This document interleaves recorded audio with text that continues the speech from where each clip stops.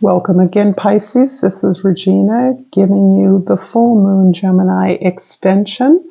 I'm starting here with the moon in the first house, clarified by the Hermit in the second house, and the Knight of Swords in the third house.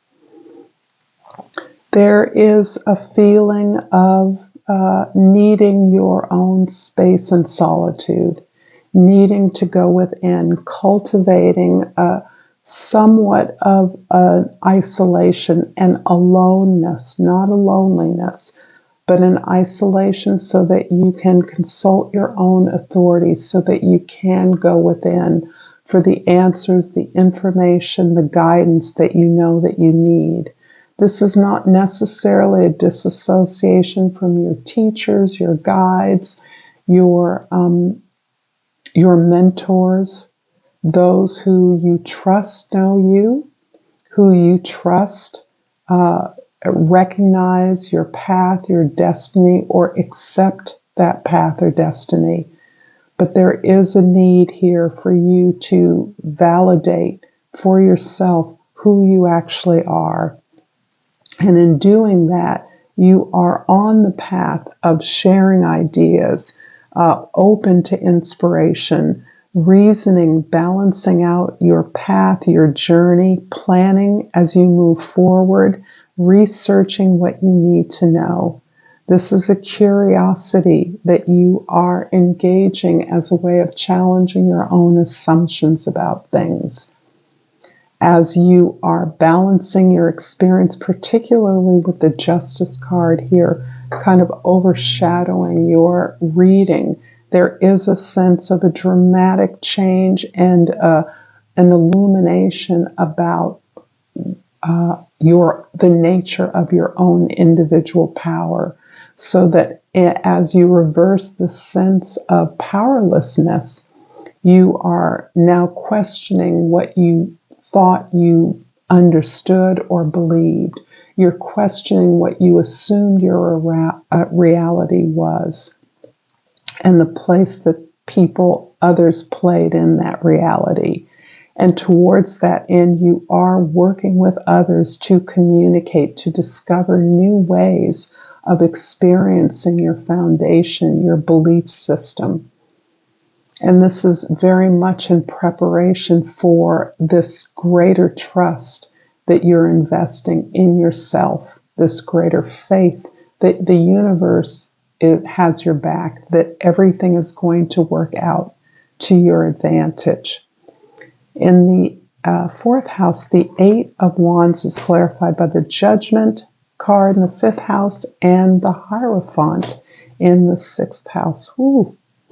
It's a lot of major arcana on the table here.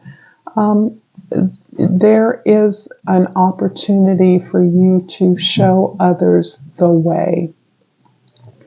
Your awareness has grown in some collective or collaborative endeavor where you found enjoyment in working with your peers, working with others. You can be teaching again in an opportunity for you to enhance not just the way that people work together, but your awareness of your path of destiny.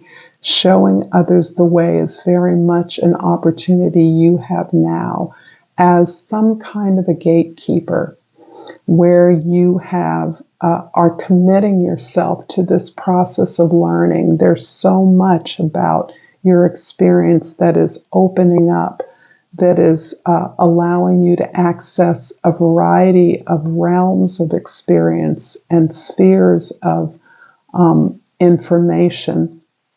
So much about the nature of the power you hold through this consciousness that you share, that you are actually modeling, explicitly teaching, and affirming this path of greater learning and celebration for others, so that you are learning, sharing what you're learning along the way. And this is overall about your recognition of your purpose, of your mission. The Tower card in the 7th house is clarified by the 6 of Pentacles in the 8th house. And of course, we have already the Fool card in the 9th house. So this is going back to the way that you understand resources can be shared in the world. This is your disavowal of a zero-sum game where if some have more, others have less. You understand and believe, you are knowing that the world is abundant, that there is enough for everyone to have everything they need. And your experience of balancing that in your personal relationships, in the way that you share resources with your intimates, is part of your learning and modeling how this exists through the explicit contracts and agreements you form with others, so that giving and receiving are clear and explicit.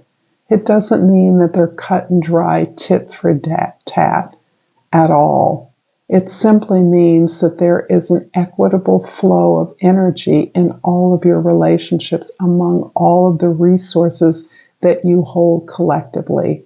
And this naturally can apply to the world at large. This is what is gaining you the sense of personal authority and faith, trust in yourself to take a risk, to consider that you have an opportunity to implement your belief, your balancing, your sense of justice in the world, putting yourself out there, assuming, taking all that you understand to be part of your destiny, part of what you are showing and teaching to others in whatever way that you are active in your community, so that you are participating and modeling this larger ability to activate, to give back as part of your social activity and identity.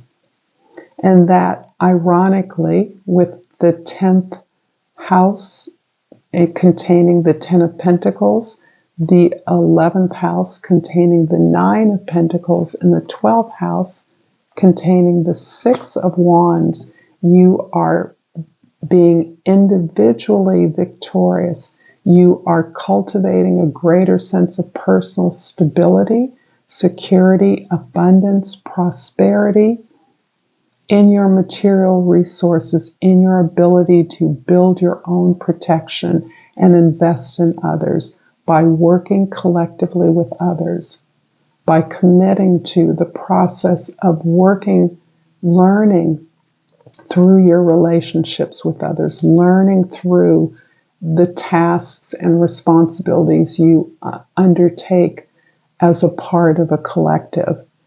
So this is about, when I say committing to the learning process, this is how we negotiate our relationships. This is how we balance and make explicit the terms of giving and receiving.